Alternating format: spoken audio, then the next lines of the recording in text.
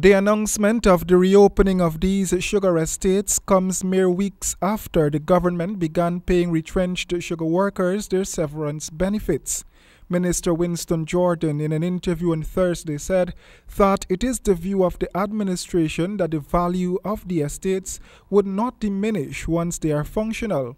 So that will be the case. The factories will be grinding soon again.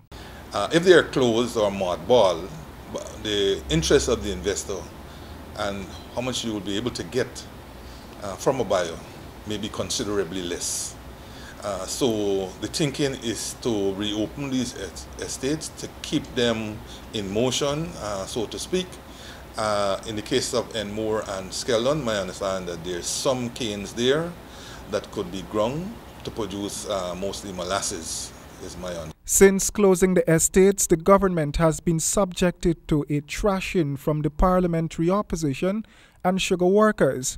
In fact, only on Wednesday, retrenched sugar workers were complaining of the hardships they were facing in their various communities since operations closed at several estates.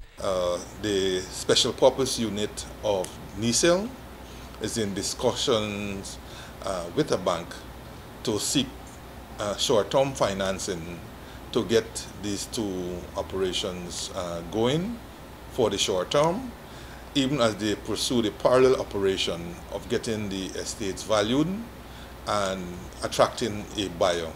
Minister Jordan said while the estates would be reopened, the operations would not be as extensive as previously. There is some truth that these two estates will be reopened, but not reopened in the sense that it is business as usual prior to them being closed. Meanwhile, opposition leader Bara Jagdeo said he fully supports this move, but he thinks the government should reopen all the recently closed estates. If the news that we heard earlier is true, that the government is reopening the East Coast and the Skeldon estates, what are your thoughts? I hope that they should have never closed them. They should have never closed them in the first place, and if they can reopen them, that's fine with me. In fact, I'll support the reopening of all the estates. Not why stick with only these two? Why not reopen all the estates? The government must admit that it made a blunder. It treated the sugar industry in a political fashion when they should have done more technical work. Roy and James, HGP Nightly News.